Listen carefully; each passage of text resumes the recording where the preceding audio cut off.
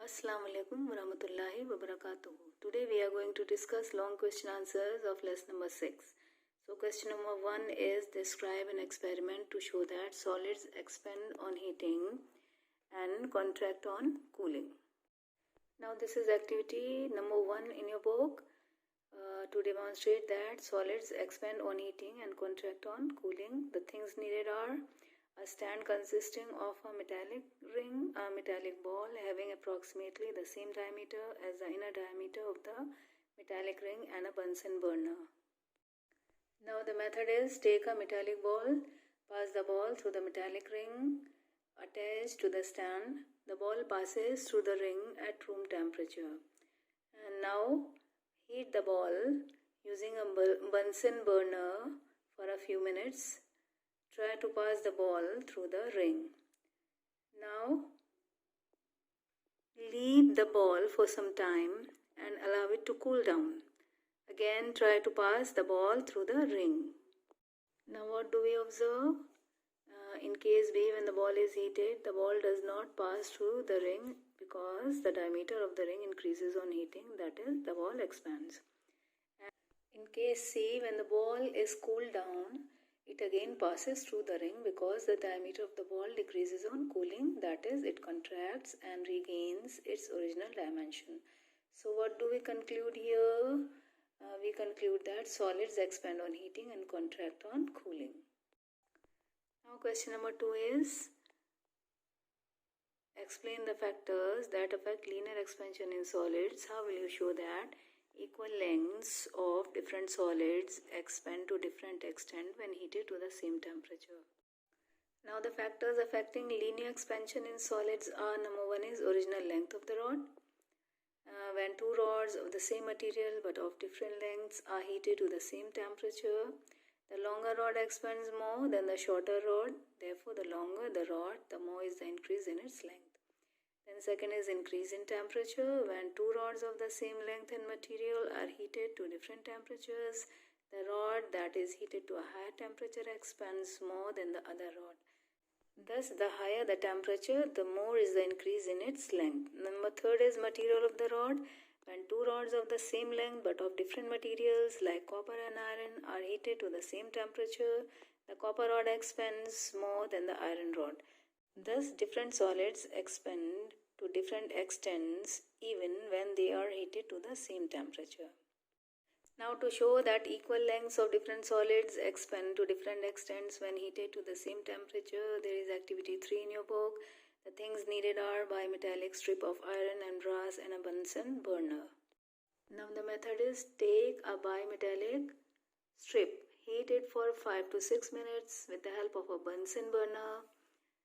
Observation and discussion. The bimetallic strip acquires curved shape. It is because brass expands more than iron on heating, thus causing the strip to bend.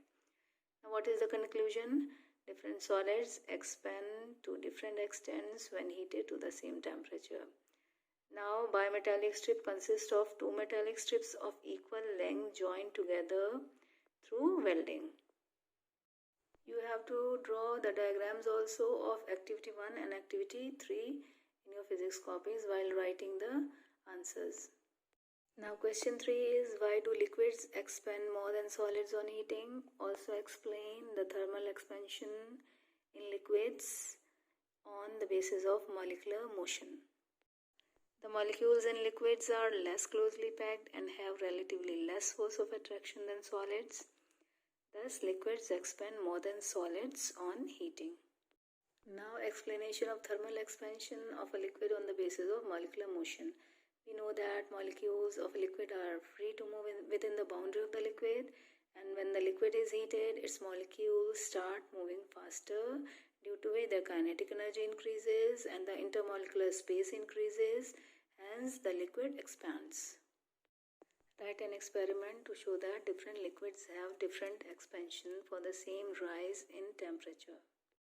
To show that different liquids expand to different extent when heated to the same temperature, activity 5 is in your book. What are the things needed? They are 4 identical round bottom flasks, water, alcohol, benzene, ether, hot water bath, 4 capillary tubes and 4 corks. method is fill the flasks with equal volume of water, ether, benzene and alcohol. Label them as A, B, C and D respectively. Close the mouth of each flask with a cork. Insert a capillary tube in each of them. Draw this figure also. Now put them in a hot water bath to provide uniform heating. This will allow all the liquids to be heated to the same temperature. Now stir the liquids to ensure the uniform distribution of heat throughout the flasks. Now what do we observe? After some time we observe that the level of the liquid in each capillary tube is different. It means for the same rise in temperature, different liquids undergo different thermal expansion. Out of all the four liquids, water expands the least and ether expands the most. It means that the coefficient of cubical expansion of water is less than the cubical expansion of alcohol, benzene and ether. Now what do we conclude? The conclusion is different liquids expand to different extents when heated to the same temperature. Differentiate between evaporation and boiling. Differences between evaporation and boiling. First is evaporation is a slow process and cannot be seen.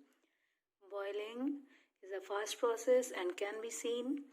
Evaporation takes place at all the temperatures and boiling takes place at a fixed temperature called the boiling point of the liquid.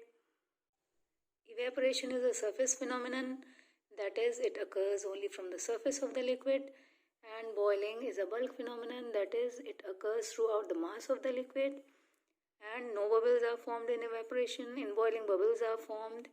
And in evaporation, some molecules near the surface of the liquid acquire sufficient kinetic energy by absorbing heat from the surroundings, due to which they are able to overcome the force of attraction of other molecules. Thus, they leave the surface and escape out.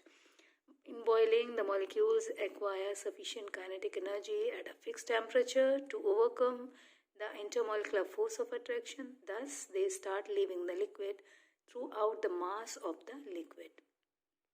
In evaporation, the surface molecules extract heat from the surroundings in order to change into vapor. In boiling, heat is supplied externally at a fixed temperature, that is at 100 degrees Celsius.